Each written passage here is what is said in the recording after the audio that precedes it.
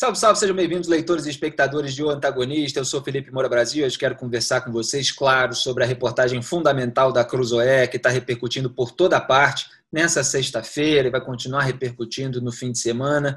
Essa sexta é dia muito difícil para os passadores de pano, para aqueles que se entregaram de corpo e alma, se é que tem alma, a vassalagem desse poder de turno, obscuro, sem transparência, com telhado de vidro, com esquemas nos gabinetes passados. Pois é, eu quero, antes de começar a estabelecer aqui os parâmetros morais, que é exatamente o que esses desinformantes nunca fazem com vocês, sempre relativizando os crimes, dependendo de quem os comete.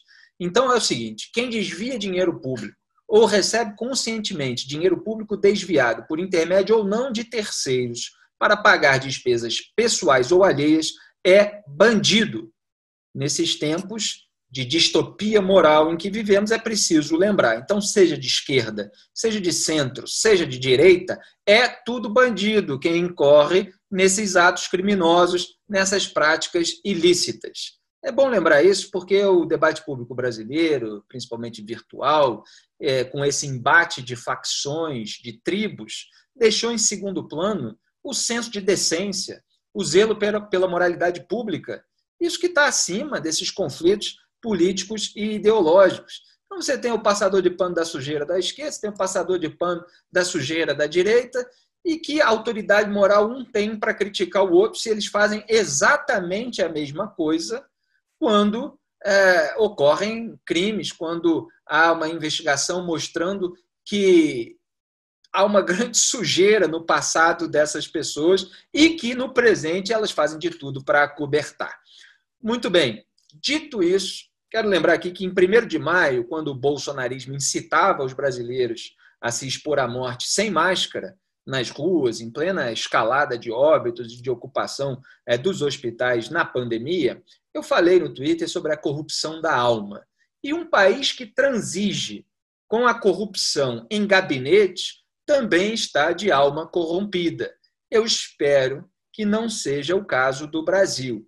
Em 19 de junho, eu ainda escrevi. Agora eu vou entrar aqui no caso específico. Esses são os parâmetros. São aqui os parâmetros morais pré-estabelecidos. Agora vamos entrar nos casos que ainda estão sendo investigados. No entanto, já há um farto material que dá para a gente tirar várias conclusões. 19 de junho, tuitei. Agora, além de acreditar que pai e filho nada sabiam dos esquemas do amigo há 30 anos do pai, dentro e fora do gabinete do filho, você tem de acreditar também que eles não sabiam que o amigo investigado estava na casa do advogado deles, com o qual eles se encontravam. Bota crença nisso. Esse foi o meu comentário, irônico, obviamente, em relação a essa cegueira voluntária das pessoas que não conseguem juntar ali causa e efeito, não conseguem enxergar o todo, né? E agora, então, haja pano e fé na seita político-ideológica para você continuar sendo esse tipo de crente. É o seguinte, a reportagem exclusiva da Cruzoé revelou que Michele Bolsonaro recebeu pelo menos R$72 mil em cheques de Fabrício Queiroz desde 2011. Fabrício Queiroz, que era assessor do Flávio Bolsonaro, no gabinete dele, enquanto ele era deputado estadual na Assembleia Legislativa do Estado do Rio de Janeiro, a ALERJ. Fabrício Queiroz, amigo há mais de 30 anos de Jair Bolsonaro, atual presidente da República. Então, ele era amigo do pai, não é amigo do filho. Se tornou amigo do filho por consequência e passou a trabalhar lá no gabinete do filho. Mas é uma amizade que vem do pai. Então, em primeiro lugar, eu quero registrar, mais uma vez, a alegria de trabalhar em 2 veículos, o Antagonista e a Cruzoé, que incomodam o poder justamente por trazer à tona a sujeira que os passadores de pano fazem de tudo para varrer para baixo do tapete. Os passadores de pano a soldo federal. Né? Só trouxa ainda se informa pelas emissoras financiadas pelo governo. Em segundo lugar, registrar também a respeito da repercussão dessa matéria, que eu vou esmiuçar, claro, é o seguinte, Michek, hashtag Michek, ficou 4 horas nos Trend Topics logo que saiu a matéria de manhã na Cruzoé, que são os Trend Topics, que são os assuntos mais comentados no Twitter. Então, logo depois da publicação a respeito dos cheques da Michele Bolsonaro, atual primeira-dama, esposa do Jair Bolsonaro. E na quinta hora, Queiroz assumiu a vaga dela nos trends. Então, a claque realmente pira. Agora eu retomo. A revista teve acesso em primeira mão à quebra do sigilo bancário do ex-assessor e descobriu que foram ao menos 21 cheques destinados à primeira-dama.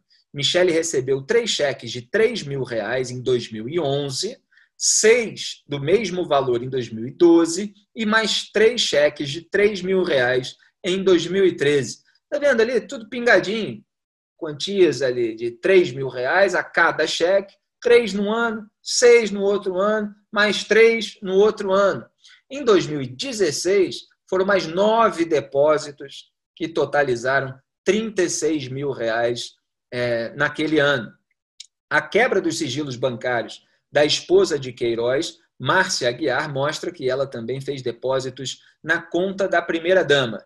Foram ao menos R$17.000 divididos em 6 cheques depositados em 2011. Ou seja, só aqui para vocês terem uma ideia anual, né? Nesse ano de 2011, portanto, a Michele Bolsonaro, esposa do Jair, recebeu os R$17.000 da esposa do Queiroz, aquela que ficou foragida e recebeu aquela benesse do João Otávio de Noronha, presidente do STJ, que concedeu prisão domiciliar tanto ao Queiroz quanto a ela, mesmo foragida, para cuidar do marido doente. Então, a Michele recebeu R$17.000 da Márcia Aguiar, mulher do Queiroz, e mais os R$9.000, né? 3 cheques de R$3.000 em 2011. Portanto, recebeu só naquele ano de 2011 um total de R$26.000 de Queiroz e sua mulher, né? Tudo somado. A soma, agora o total, né, ao longo de todos os anos, a soma dos depósitos de Queiroz e Márcia na conta de Michele Bolsonaro resulta em R$89.000. Muito bem, que dinheiro, né, para pagar as despesas pessoais. Imagina aí se você tivesse mais R$9.000 no ano, R$18.000 no outro, 9.000, vai somando tudo, 36.000 com 9 depósitos, e no total R$89.000 aí para contribuir, né, para pagar as suas despesas pessoais. Todo mundo tem que comprar alguma coisa, tem que gastar com algum serviço, né? Então, está ali pingando na conta da Michele Bolsonaro esse dinheiro que vem desses ex-assessores do Flávio Bolsonaro, que, coincidência, né, apareceram lá, o caso do Queiroz, né, com movimentações bancárias atípicas e com as provas de que estava recebendo na sua conta parte do salário dos demais assessores do mesmo gabinete. Entre 2007 e 2018, não há nenhum depósito de Jair Bolsonaro destinado a Fabrício Queiroz.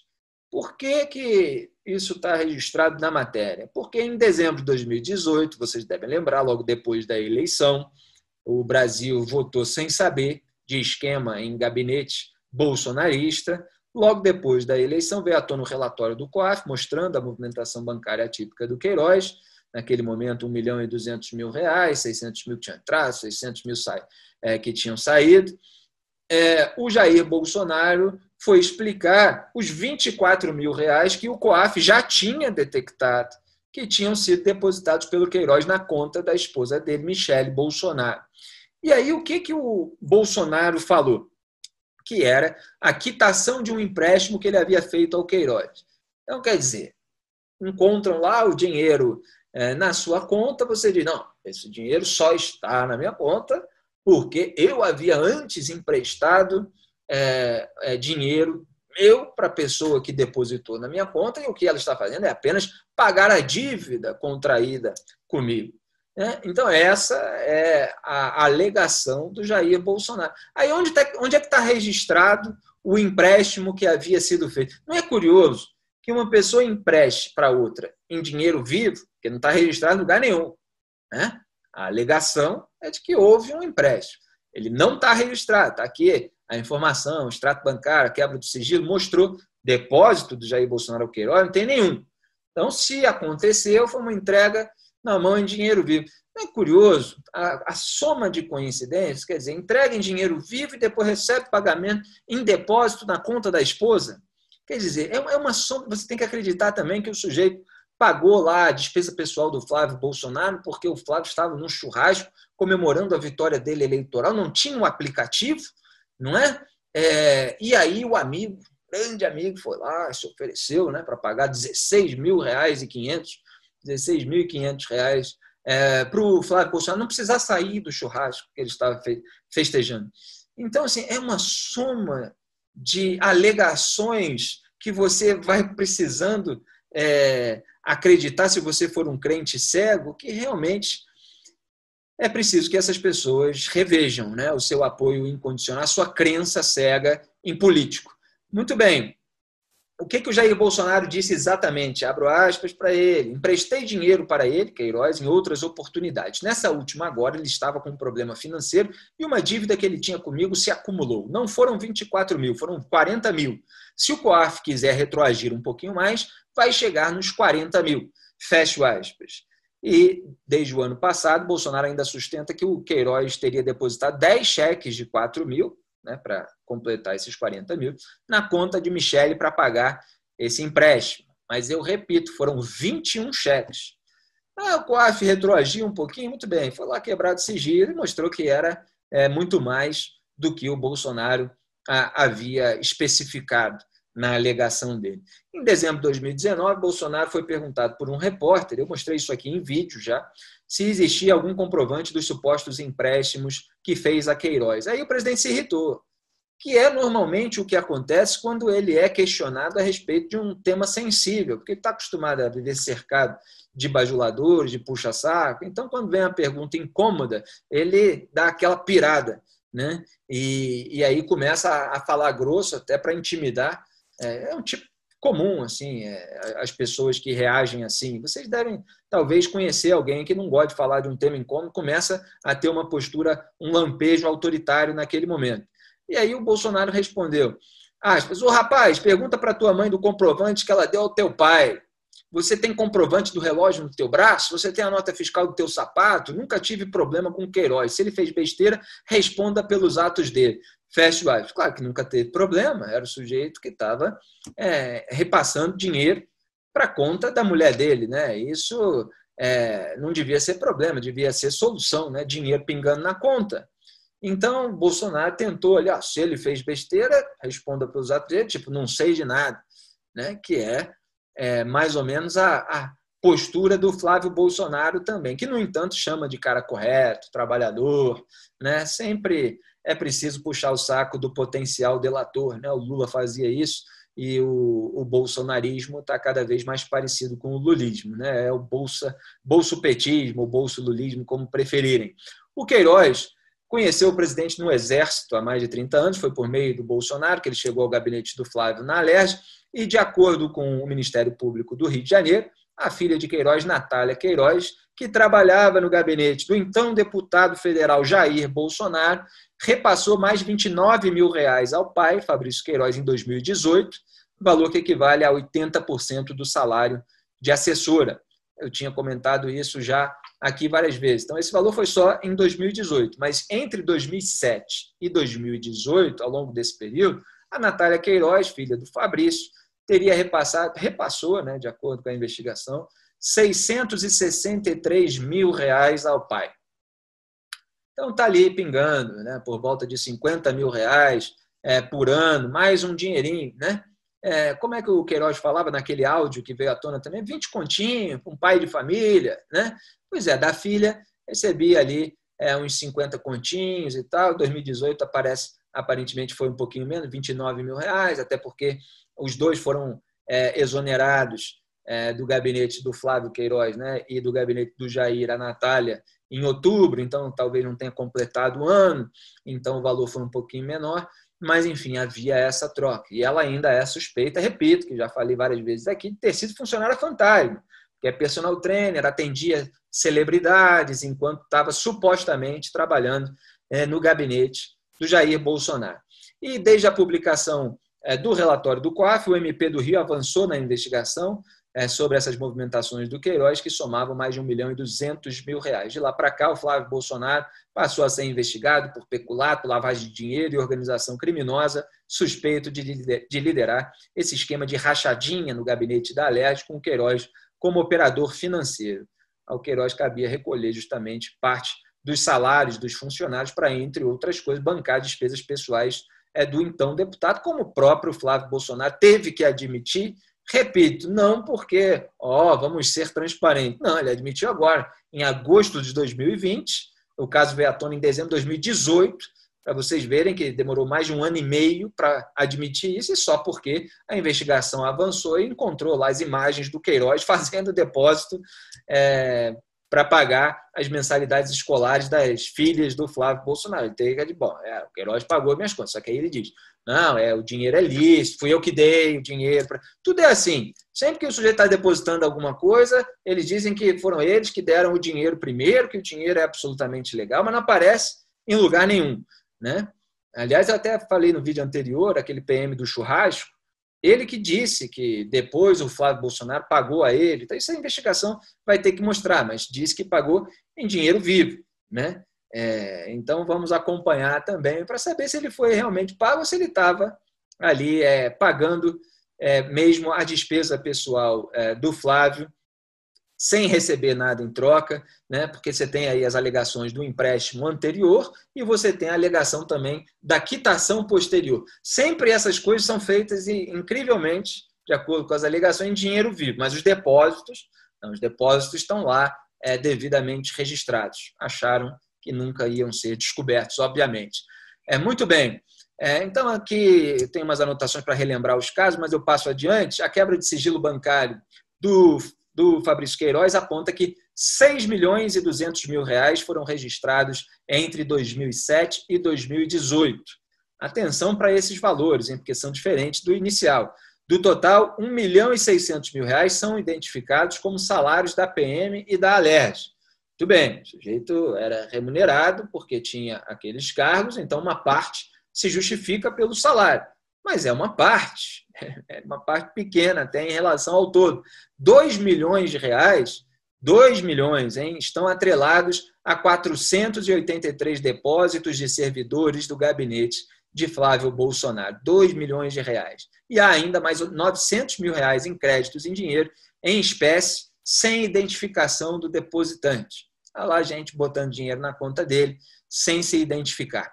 Então, esse é o quadro, né? A gente já tratei aqui do depoimento do Queiroz, que falou que o Flávio ficou revoltado, quer dizer, tentando fazer parecer de que o Flávio Bolsonaro não sabia de nada, que tudo era um caso dele, ele estava com vergonha, mas não admitiu o esquema de rachadinha entre. Quer dizer, então tudo é feito para prolongar, para dificultar a investigação, para ir arrastando. Quer dizer, o Queiroz, com todos esses indícios, que não são nem mais indícios, são provas, ele ainda não admite o esquema de rachadinha. Então, tem lá mais de 10 assessores depositando parte do salário na conta dele e nem isso sequer ele admite. Quer dizer, a investigação precisa avançar a despeito dessas alegações, como aconteceu no caso da Lava Jato. Lembrando que essa investigação é da Furna da Onça, operação que é desdobramento da Lava Jato. É sempre bom destacar aqui o papel fundamental exercido pela Lava Jato, atingindo gente de todos os partidos, de todas as correntes ideológicas e grupos políticos. Muito bem. É o seguinte, eu passo aqui para mais adiante a reação lá em Brasília. Nessa sexta-feira, o deputado federal Marcelo Calero, do Cidadania do Rio de Janeiro, afirmou ao antagonista que é urgente a instauração de uma CPI sobre os depósitos de Queiroz à família Bolsonaro. Para o deputado, os fatos revelados pela Cruzoé apontam que podemos estar diante de um novo PC Farias. O PC era o braço direito do então presidente Fernando Collor de Mello, de quem foi tesoureiro na campanha presidencial, foi o centro do escândalo de corrupção que levou à abertura do processo de impeachment do presidente Collor, então presidente, em 1992. Naquele ano, o PC Farias foi acusado pelo irmão do presidente, Pedro Collor, de ser o operador de várias irregularidades envolvendo o chefe do executivo. Era o chamado esquema PC, que consistia numa rede de tráfico de influências do governo, intermediada por ele, PC Farias, que envolvia extorsão, lavagem de dinheiro, contas fantasmas e superfaturamento de contratos. Naquela ocasião, o Senado concluiu que Collor teve relação direta e se beneficiou das operações a partir de um cheque de uma conta fantasma de PC usado para comprar um Fiat Elba e para reformar a casa do presidente. As descobertas acabaram fazendo com que Collor renunciasse antes da conclusão do processo. E vale lembrar que anos depois, PC e sua namorada foram assassinados misteriosamente em junho de 1996. Então, só para vocês verem que o Brasil já passou por um processo de impeachment, até para informar aos mais jovens que não acompanharam, em razão desse tipo de esquema, né?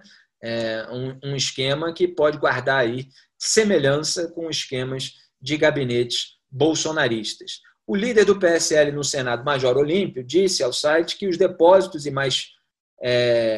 e os outros feitos por Fabrício Queiroz, os depósitos feitos por Fabrício Queiroz para Michele Bolsonaro, revelados pela Cruzoé, mostram que ele era um verdadeiro diretor financeiro de uma holding familiar de Jair Bolsonaro.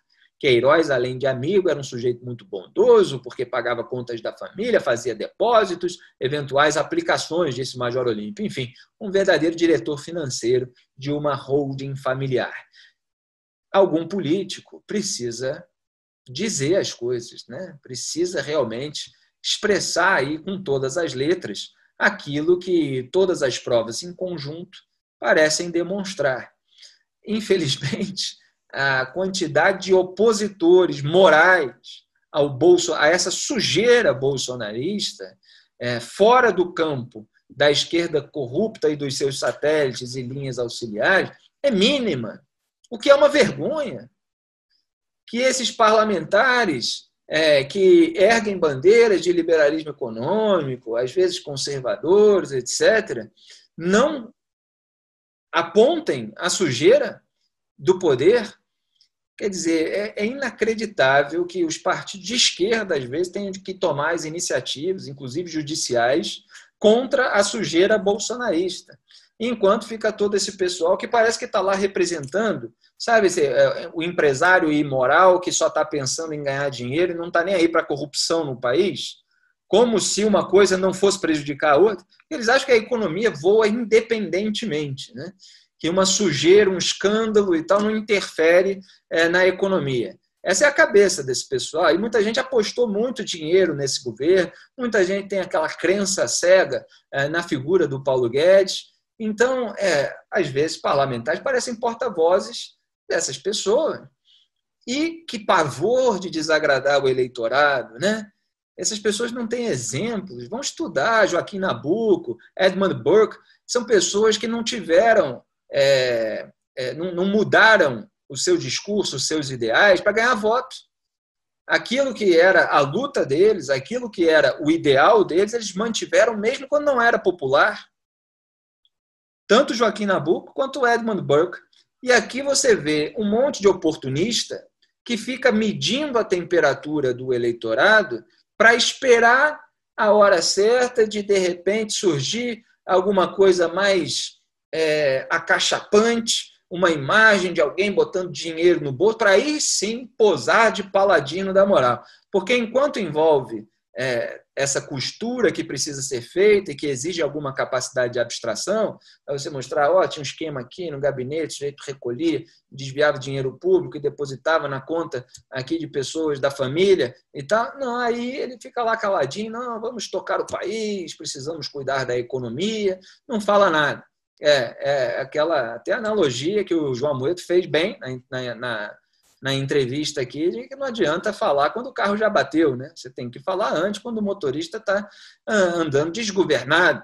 Mas, lamentavelmente, há parlamentares do Partido Novo que estão aí bastante caladinhos a respeito de toda a sujeira bolsonarista. E há também de outros partidos, mas, felizmente, há alguns que estão erguendo a voz, mesmo já tendo sido próximos ao bolsonarismo, e sendo atacados, obviamente, pela militância, como eu sou também há muito tempo, porque combati petismo, porque combati o PSDB como aliado do PT, como alguém que disputava com o PT apenas cargos, enquanto estava disputando a Odebrecht também, que não tinha justamente essa capacidade de fazer o embate moral, porque tinha telhado de vidro. Né? Vejam lá o meu texto na Veja, é só botar Felipe Moura Brasil, Veja, bota lá PT e PSDB disputavam esquerdismo, porque os tucanos, os altos caciques tucanos, eles se acham a verdadeira esquerda. Né? O PT chamava de direita, porque qualquer coisa que tivesse à direita dele, eles tentavam associar a direita e tentavam associar o regime militar antes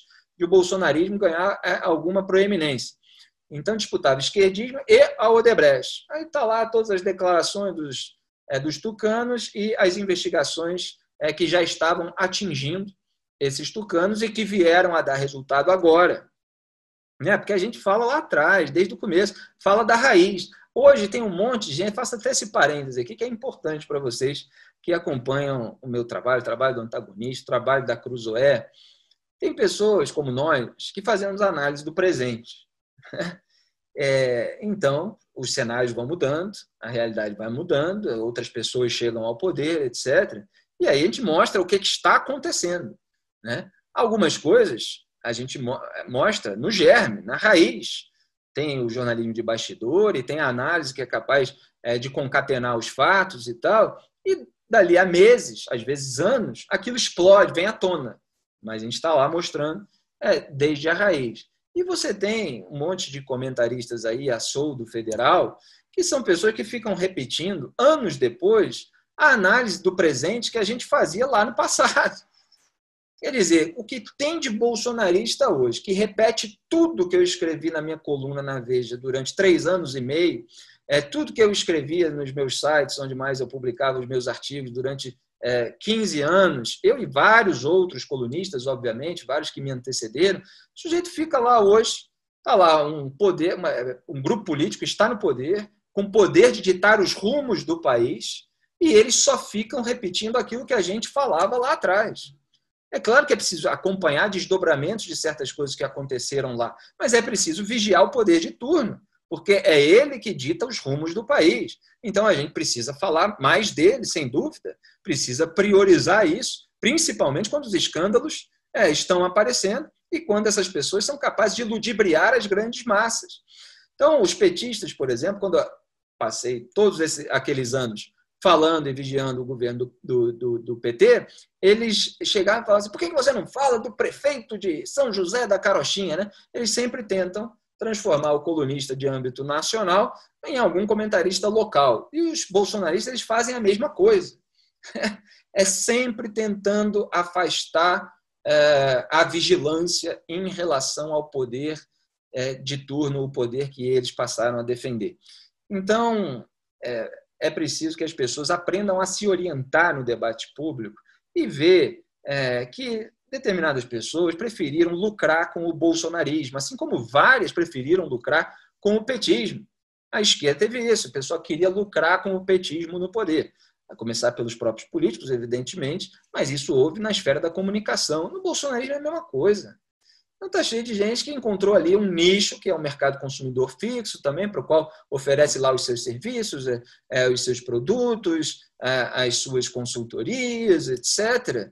E não quer desagradar esse nicho que cativou. Mas ver se eu estou aqui para agradar as pessoas, estou aqui para dizer o que está acontecendo, o nosso trabalho. Né? Claro que a gente dá uma pitada de humor, de irreverência, e faz a nossa graça, mas o jornalismo precisa encarar os fatos como eles são. Aí agora, depois de toda essa reportagem, repercussão da Cruzoé, já tem aquele mesmo discurso de sempre, que, aliás, eu descrevi em dezembro, né, em relação ao bolsonarismo. Vou até tentar pegar o tweet aqui, que eu estava relembrando, que é o seguinte, vou dizer primeiro o que eu escrevi no dia 20 de dezembro. Toda vez que são expostas suas imoralidades individuais, eles acusam que há uma armação para derrubar o governo. Já repararam? Isso é um método. Isso é um expediente padrão, que é a mesma coisa que o lulismo fazia, que o petismo fazia. Querem derrubar o governo em relação a todas as denúncias jornalísticas e também dos investigadores a respeito da roubalheira que acontecia. Então, não é só roubalheira, existia a imoralidade, existia o cinismo, e a gente apontava tudo em todas essas esferas. Aí, quando o Queiroz foi preso, o Flávio Bolsonaro saiu e disse: mais uma peça foi movimentada no tabuleiro para atacar Bolsonaro. E hoje é a mesma coisa.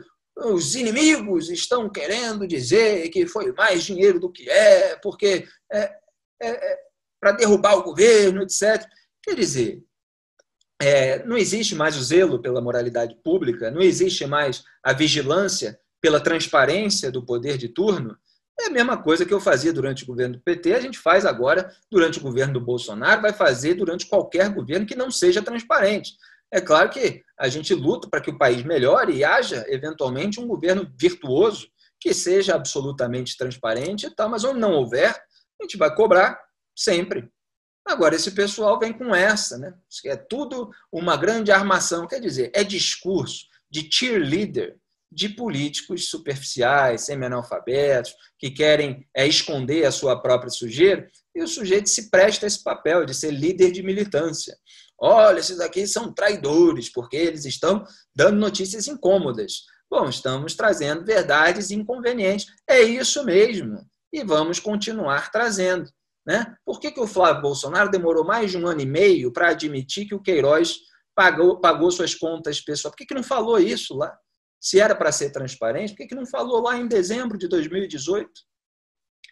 Se o Bolsonaro, a esposa dele, recebeu R$72 mil em 21 cheques, por que ele não disse lá, em dezembro de 2018? Por que veio com aquele papo? Não, eu fiz um empréstimo, era R$40 mil e tal, 10 cheques de 4 mil. Quer dizer, essas pessoas vão se posicionando conforme a sua sujeira vai sendo descoberta. Então, não dá para se amparar em alegações de políticos, porque o político está preocupado em manter o poder, o político está preocupado em se eleger. E outras pessoas precisam ficar preocupadas com que reine no ambiente cultural do país os fatos, né? Que eles reinem, que eles apareçam, que eles venham à tona, que as pessoas saibam o que está sendo feito com o dinheiro público, que é o dinheiro dos pagadores de impostos, que está sendo desviado por essa gente patrimonialista, que confunde o que é público com o que é privado. Né? Vocês viram aqui aquela alegação do Flávio a respeito justamente disso, do Queiroz pagar a conta dele. Qual é o secretário que não paga uma conta do patrão? O sujeito é assessor parlamentar, a função dele é fazer trabalho legislativo, recebe dinheiro público para isso, não é para ser babá de deputado, para fazer despesa pessoal. Quisesse ter uma babá, quisesse ter uma secretária, bom, você atua na iniciativa privada, você contrata alguém com o seu dinheiro, o dinheiro que você recebe. Então, quer dizer, é tudo do avesso e esses enganadores, eles estão por aí, né? O mercado da comunicação é muito sujeito às pressões políticas, é muito sujeito às verbas de publicidade e as pessoas precisam aprender a se informar e a se orientar até moralmente no mundo por meio daquelas emissoras, daqueles centros disseminadores de ideia que são mais claros, mais transparentes e mais coerentes, porque independe de qual seja o grupo político, a corrente ideológica que esteja no poder, vamos continuar sendo vigilantes. Muito bem, enquanto eu estava gravando, saiu a seguinte notícia no Antagonista. Período de depósitos na conta de Queiroz coincide com expansão imobiliária do clã Bolsonaro. Como Cruzoé revelou, os depósitos em cheque feitos por Fabrício Queiroz e sua mulher na conta de Michele Bolsonaro ocorreram entre 2011 e 2018. No período, o ex-assessor movimentou em suas contas volume de recursos incompatível com seu salário. Os valores coincidem com o período de expansão imobiliária do clã Bolsonaro. Só no caso de Flávio Bolsonaro, o MP suspeita que o hoje senador tenha lavado mais de 2.300.000 reais em imóveis e na compra de franquia da Copenhagen, a loja de chocolate. A investigação do MP atinge um total de 37 imóveis que estariam ligados ao senador, sua família e à empresa Bolsotini Chocolates e Café. São 14 apartamentos e 23 salas comerciais em Copacabana, Botafogo, Barra da Tijuca e Jacarepaguá, bairros do meu Rio de Janeiro. Em 2012, enquanto o então assessor recebia quase R$600 mil em depósitos em suas contas, Flávio Bolsonaro e sua mulher Fernanda compraram com cheques 2 imóveis em Copacabana. Esses imóveis, segundo os investigadores, foram declarados por valor inferior ao negociado no mercado. O vendedor teria recebido do casal, além de R$310 mil em cheques, quase R$640 mil em espécie. Os dois apartamentos foram vendidos cerca de um ano depois por quase R$1.200.000. Quer dizer, R$640 mil em espécie, e o Queiroz recebia lá R$600 mil em depósitos na conta dele. Quer dizer, será que parte desses R$640 mil, ou quem sabe a maior parte, não tenha sido proveniente do recolhimento de salários de assessores por parte do Queiroz? No mesmo ano de 2012, Jair Bolsonaro adquiriu uma das casas que possui no Vivendas da Barra, condomínio, por R$500 mil, valor também abaixo do mercado. Outra residência no mesmo condomínio foi comprada em 2009 e declarada por R$400 mil.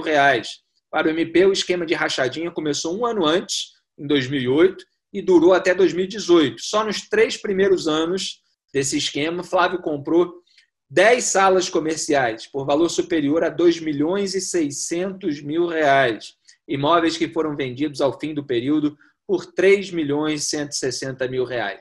A quebra do sigilo de Queiroz mostra também que entre 2013 e 2015, quase R$1,5 milhão entraram na conta de Queiroz. E foi justamente em 2015 que Flávio comprou a franquia da Copenhagen num shopping do Rio de Janeiro. Franquia que, segundo o MP, teria lavado mais de R$1.600.000 até 2018. Vale lembrar que em outubro de 2016, o PM Diego Sodré, amigo de Flávio, pagou o boleto, esse ao qual eu estava me referindo, R$16 mil, referente à prestação de um apartamento adquirido por Flávio e Fernanda. Aliás, no período analisado pelo MP, Queiroz também pagou 116 boletos referentes a mensalidades escolares e planos de saúde da família do 01, primogênito do Jair Bolsonaro, num total de R$261 mil. Muito bem. Se vocês estavam achando pequenos os valores, o que não deixa de ser crime se for constatado, de fato, o desvio de dinheiro público, está aí valores ainda maiores. Isso quer dizer o quê? Quer dizer que, de acordo com esse cenário traçado pelos investigadores, é possível que o dinheiro depositado tenha sido fichinha perto do dinheiro lavado por meio de transações imobiliárias e também da loja de chocolate. Então, quer dizer, tem uma grana que ela é suja, ela vem de um esquema de corrupção no gabinete, mas aí ela é usada ali para comprar apartamento, para comprar loja, para fazer esse tipo de coisa, e esse dinheiro, então, é lavado dessa maneira. É muito grave tudo isso. As pessoas que fazem esse tipo de esquema, elas vivem uma sensação de onipotência, né? Vocês podem imaginar quantas atitudes são necessárias no dia a dia de uma pessoa envolvida num esquema tão duradouro quanto este, que é radiografado pelo Ministério Público. Quantas atitudes criminosas, quantos momentos de consciência da sujeira que você está fazendo se tem durante todo esse período.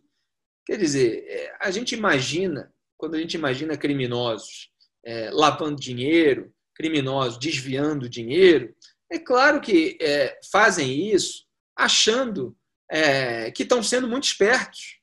Muitas vezes fazem isso rindo, muitas vezes fazem isso tirando onda, fazem isso comemorando mais aquele dinheiro, mais aquela negociação, mais aquela lavagem, porque é aí que muitas vezes o criminoso se sente mais seguro depois que ele lavou o dinheiro.